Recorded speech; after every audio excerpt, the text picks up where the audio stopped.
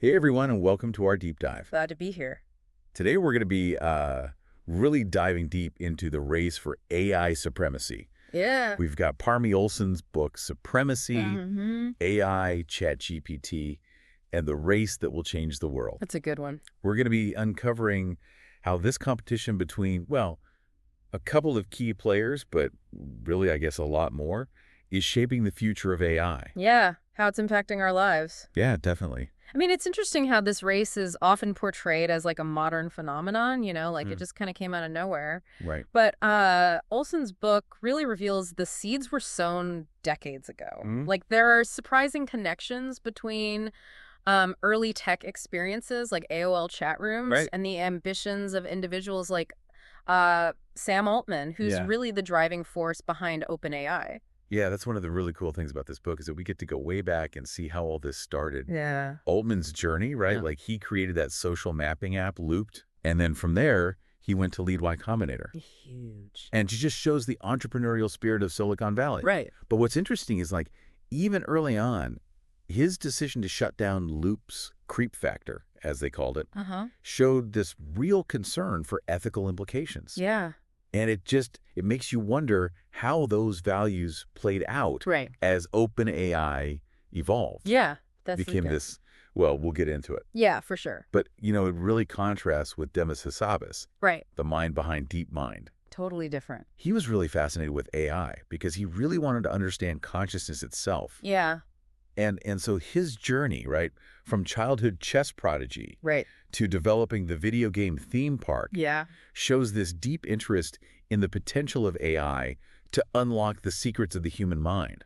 Yeah. I mean, you've got these two brilliant minds Mm. driven by like big dreams. Huge dreams. Right, but that you're approaching AI from totally different angles. So Yeah. you've got Altman, the Silicon Valley entrepreneur, Right. and you've got Hassabis, the scientist seeking to like unravel the mysteries of intelligence. I mean, they both shared this goal of creating AGI, Yeah, artificial general intelligence, which, I mean, back then was pretty fringe. totally. AGI, it's the concept of an AI that can perform any intellectual task that a human can. Mhm. So it can not only play chess or translate languages, it can actually like think, Faith like us. learn, problem solve like Yeah. us. Yeah. I mean, that was their ambition, and it really shaped the contrasting philosophies of OpenAI and DeepMind. And it's those contrasting philosophies that are really at the heart of this race, right? Yeah, for sure. OpenAI initially championed open sourcing, Yeah. sharing their research freely, and DeepMind took a much more secretive approach. Yeah. Research driven. Yeah, and these approaches were heavily influenced by the tech giants that eventually Right. backed them. Right. So you've got Microsoft with OpenAI and Yeah. Google with DeepMind. Yep. And Olson refers to this as the Goliath paradox. Yeah. This idea that these huge companies, they crave innovation, Mm. but their size and their focus on profit can really stifle it. Yeah, exactly. It's like this giant ship trying to like make a really quick turn. Right. It takes a lot of time and coordination. It's Yeah. not, like a speedboat. Right. Yeah, Yeah, favorite exactly. concept, right. So you have these small, agile startups Right. with these huge dreams, but they're partnered with these massive companies that have their own priorities and pressures. Yeah, totally. It just sounds like a recipe for like tension. Oh, yeah. So how did that actually play out? Well, with DeepMind, Olson describes this almost like surreal environment where researchers were given incredible resources. Yeah. Like they're treated like rock stars. Wow. But there's this underlying tension between their like idealistic vision of benefiting humanity Yeah. and Google's focus on the bottom line. Right. I mean, DeepMind's founders, they push for an independent ethics board, Yeah. but the clash between these two visions was like palpable. So they're caught in this tug of war Yeah, it sounds like it. between pursuing pure research and meeting the expectations of this corporate giant. For sure. And meanwhile, OpenAI was becoming more commercially focused, Right. even though they were still clinging to that open in their name. Mhm. It seems like both companies face their own unique challenges. Yeah. But, how did their actual approaches to developing AI differ? Well, their approaches were honestly as different as their backgrounds. Mhm. DeepMind, fueled by Hassabis's passion for games, Yeah. they actually used games like Go as a testing ground for their AI. Interesting. They believe that mastering these complex games that require, strategy and problem solving Right. would pave the path toward AGI. So they thought, okay, if we can crack this, then maybe we can crack AGI. That was the idea. Interesting. OpenAI, on the other hand, they concentrated on language models, Okay. training AI on these massive amounts of text data to understand and generate human language. So you have one company that's really focused on strategic thinking, Yeah. and the other is focused on, like, deciphering the nuances of human communication. Right. It's really fascinating how those different approaches reflect the founders' interests. Totally. But, at this point, both companies were still very much in the experimental phase. Yeah. And then something happened that completely changed the game. Oh. The invention of the transformer. The Transformer. Yeah, and this was developed by Google researchers in 2017. Mm-hmm. And it was this revolutionary breakthrough. Huge. Allowed AI to process language in a totally new way. Yeah.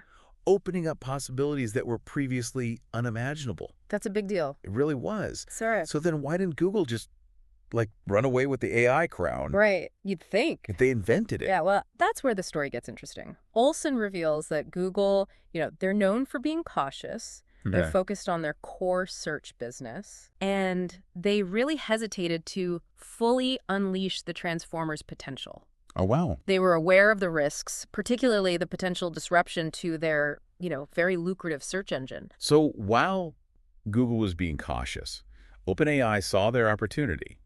And I guess you could say they seized it. Absolutely. They adopted this size matters approach. Yeah. They started using the transformer to build these increasingly massive language models. They thought bigger is better. Right. They believed that by scaling up the size of these models and training them on vast amounts of data, Yeah. they could achieve breakthroughs that others, thought were impossible. It's a bold strategy. It was. And this leads to the development of GPT-3. Right. The language model that would become the foundation for ChatGPT. ChatGPT, the AI that took the world by storm. It did. It was writing poems, translating languages, Yeah. even generating code. It seemed like it could do it all. It did. But as impressive as all that was, it also started raising concerns about bias and misinformation. Right. So it seemed like the race for AI supremacy was becoming less about scientific discovery Yeah. and more about who could build the biggest, most powerful model. Right. Just pure power. And that's where we'll pick up next time on our deep dive. Looking forward to it. Welcome back to our deep dive into the race for AI supremacy. So last time, we left off with OpenAI making a big splash with GPT-3. Yeah. And DeepMind was kind of navigating the complexities of Google's corporate structure. Yeah. They were facing some unique challenges. They were trying to balance pure research with Google's profit-driven goals. Right. And OpenAI was grappling with the implications of becoming increasingly commercial, despite their initial commitment to, open sourcing. Yeah, it's almost like they had to compromise some of their initial ideals in order to compete at that level. That's a great point. Olson does a great job of capturing this tension, especially within DeepMind. Yeah, I mean, remember that Goliath paradox we discussed? Yeah, how big companies crave innovation but can sometimes stifle it. Exactly. And it seemed like that really played out in interesting ways with DeepMind. Yeah, their researchers had access to, incredible resources. State-of-the-art labs, right? But there was always this pressure to align their work with Google's strategic priorities. It's like they were given this amazing playground, but also, a set of rules. Yeah, Yeah. exactly. And it's pretty impressive how they still managed to innovate under those conditions. So how did they do it? Well, their commitment to scientific advancement really shines through. They achieved a major breakthrough with AlphaFold. AlphaFold, remind me what that was again? It's a system that can predict protein folding Oh, right, protein folding. with remarkable accuracy. I mean, this has huge implications for fields like drug discovery and disease research. Wow, so even within a corporate structure, they were really pushing the boundaries of scientific knowledge. They were. But while DeepMind was focused on these scientific breakthroughs, OpenAI was making waves with their language models. Right, especially GPT-3. Yeah, they were partnering with Microsoft, gaining access to, immense computing power. So they were scaling up. They were, and attracting a lot of attention. It sounds like the race was shifting. It was. OpenAI was becoming more product-focused, putting AI tools directly in the hands of, millions of users. Yeah, it seemed like a pretty deliberate strategy. So was this all part of their plan? Well, Olson suggests that OpenAI's shift from a nonprofit to a capped profit company, along with their growing ties to Microsoft, was a calculated move to accelerate their progress. So they were willing to change their structure to really uh, push things forward. Yeah, and Altman argued that they needed to move quickly to stay ahead of potential threats. Threats, like what kind of threats? Well, he even suggested that some fears about an AI apocalypse might be a distraction tactic to stifle progress. That's a pretty bold claim. So he's basically saying that people who are worried about AI taking over are actually slowing down progress. That's how he sees it, yeah. Wow. So OpenAI was pushing boundaries, not just in terms of uh, technology, but also in terms of their corporate structure. Absolutely. But it's important to note that not everyone was comfortable with this approach. Right. There were concerns about the risks, especially with these large language models. Exactly. Researchers like Timnit Gebru and Margaret Mitchell, they raised concerns about bias. Right. Bias in these models. They argued that focusing solely on scale could exacerbate existing societal problems. So as OpenAI was racing ahead, these researchers were urging caution, highlighting the potential negative consequences. They were, and their efforts to bring these concerns to light ultimately led to their departure from Google. Their departure from Google. Wow, that's a big deal. It was a controversial situation, but it sparked a wider debate about the role of ethics in AI research. Yeah, about speaking truth to power, even when it's uncomfortable. Right, exactly. So the race for AI supremacy was bringing these ethical considerations to the forefront. It was forcing the industry to confront some really tough questions. For sure. And it makes you wonder, how did OpenAI respond to these concerns? Did they do things differently than Google? Well, Olson points out that despite their initial commitment to transparency, OpenAI became increasingly secretive about their methods Oh, really? as they progressed. Yeah. So, like, less open?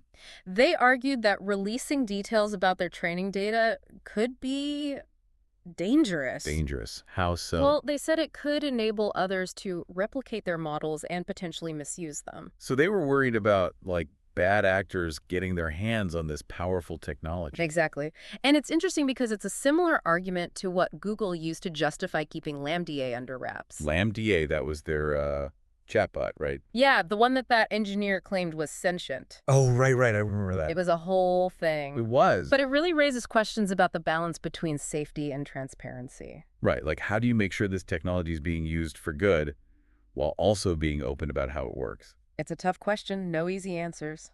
Yeah, it really is. But in the midst of all this, a new chapter in the AI race was unfolding. Oh, what happened? One that would capture the public's imagination like never before. Okay, I'm intrigued. Tell me more. This is where DALL-E 2 comes into the picture. DALL-E 2, the AI that could generate images from text descriptions. That's the one. Remember those amazing pictures? Astronauts riding horses, teddy bears on the moon? Oh yeah, I remember seeing those. It was like anything was possible. Yeah, it felt like a glimpse into another world. So was this another example of OpenAI's size matters approach? It was. DALL-E 2 was trained on this massive data set of images and text. And its ability to generate these photorealistic images, illustrations, even different art styles. Yeah, it was crazy. It was groundbreaking. It really democratized creativity. Yeah, it was like putting an artist's studio in everyone's pocket. But I also remember there were concerns about misuse. You're right, especially with the rise of deepfakes and all that. Yeah, like could this technology be used to create fake images that could spread misinformation? Exactly. OpenAI acknowledged those risks. So what did they do? They initially restricted access to DALL-E 2. Okay, so they were being careful. They eventually made it publicly available, arguing that the benefits outweighed the risks. I see. So they were trying to find that balance again. Right, between, progress and responsibility. It seems like every breakthrough came with a whole new set of ethical dilemmas. It did. And just as the world was grappling with the implications of DALL-E 2, OpenAI dropped another bombshell. What, another one? ChatGPT. ChatGPT, the AI chatbot that seemed to come out of nowhere. It took the world by storm. Yeah, it did. I remember suddenly everyone was talking about ChatGPT. It was writing poems, composing music, even passing the bar exam. It was like science fiction had become reality. It totally did. ChatGPT's fluency and versatility were unlike anything we'd seen before. It was incredible. It could hold conversations, generate different creative text formats, and even provide summaries of factual topics. It could do it all. But, it also raised concerns about plagiarism Oh, yeah, for sure. and misinformation and the potential impact on education and employment. Yeah, like what happens when AI can do things that humans used to do? Right. It was both exhilarating and unsettling Totally. It was like we were witnessing the power of AI firsthand, but it also made us question the boundaries between human and machine. between creativity and It automation. really blurred the lines. So, what happened next in this race? How did DeepMind and Google respond to all of OpenAI's successes? That's where we'll pick up next time on our deep dive as we explore the evolving landscape of the AI race and its implications for our world. Welcome back to the deep dive. We've been exploring this incredible race for AI supremacy. Yeah, it's been a wild ride. And last time we left off with ChatGPT taking the world by storm. Oh, yeah. ChatGPT, that was a real game changer. It really was. Suddenly, AI wasn't just this abstract concept. Right. It wasn't just for like researchers and tech insiders. Exactly. It was something that millions of people were experiencing firsthand. Yeah, and that really shifted the entire landscape. Olson captures this shift so well in her book. She does. DeepMind, with their focus on achieving AGI through games and simulations, Mhm. they suddenly seem to be playing a different game altogether. Yeah, it's like they were focused on winning a marathon. Right. And OpenAI suddenly switched to a sprint? Yeah, with ChatGPT leading the charge. Exactly. OpenAI, with Microsoft's backing, had tapped into this powerful formula. Combining cutting-edge research with a product-focused approach. They were putting AI tools directly into the hands of users Right. Generating massive amounts of data. and capturing the public's imagination. Yeah, they were really good at that. So while DeepMind was publishing all this groundbreaking research, OpenAI was grabbing headlines. And attracting a whole new generation of AI enthusiasts. Right. And all this success, it didn't go unnoticed at Google. No, it didn't. Olson describes this sense of, urgency within the company. Yeah, like they were caught off guard. A little bit. Yeah, they realized the potential threat posed by OpenAI's rapid progress. They had to scramble. They did. They scrambled to integrate more of DeepMind's research into their products. Right, and they launched their own chatbot, Bard. Bard to compete with ChatGPT. Yep, head-to-head.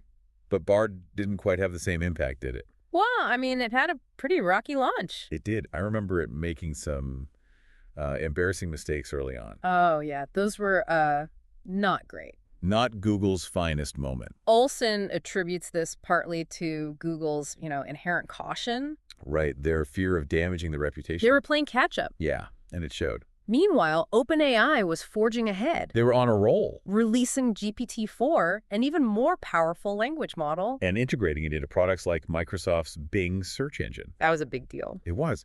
Microsoft, armed with OpenAI's technology, was directly challenging Google's dominance in search. Bold move. It was. It forced Google to, reevaluate their whole approach to AI. Yeah, they had to rethink everything. It's amazing how this rivalry between OpenAI and DeepMind became this proxy battle between Microsoft and Google. I mean, the stakes were incredibly high. The future of AI, potentially the global economy. Yeah, it was all on the line.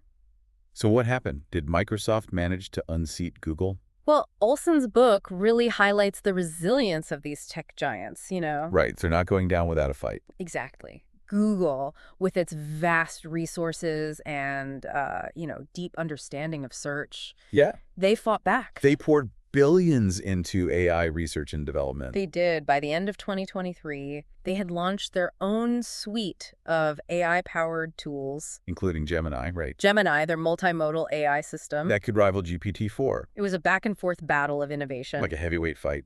And it's still unfolding today, but the landscape has undeniably shifted. Yeah, no doubt about that. The race for AI supremacy has become this multi-front war, with Microsoft and Google vying for dominance and new players constantly emerging. It's a whole new world. It is, but we've talked a lot about these big companies. What about the rest of us? Right. What are the real-world implications of all this? Is AI going to take over the world? Well, Olson's book really gets us thinking about that. Yeah. She explores how AI could impact everything. Everything. From employment and education Yep. to human creativity and even our sense of self. Wow, that's a lot. It is, and she raises some important concerns about the potential for AI to exacerbate existing societal Like problems. what kind of problems? Things like income inequality and the spread of misinformation. Yeah, those are already big problems. Right, and AI could make them worse. So it's not all sunshine and roses. No, it's not. And she also highlights the risks of becoming overly reliant on AI. Right, like losing our critical thinking skills. Exactly, or even our ability to, connect with each other on a human level. It's a scary thought. It is, but it's a conversation we need to have. We do. Olson argues that we need more transparency from companies like OpenAI and Google. Yeah, we need to know what's going on behind the scenes. Right, how these systems are trained, what data they're using, and who's controlling them. Who has the power, right? Exactly. And she also calls for greater investment in AI ethics research and education. So empowering individuals to, like, critically assess the impact of AI on their lives. It's not just about the technology itself. Right, it's about making conscious choices as a society, about how we develop and use it. It's about shaping our future. This deep dive has been eye-opening. I mean, we've explored the fascinating history of AI, the emergence of these powerful language models, and the intense rivalry between the companies at the forefront of this technological revolution.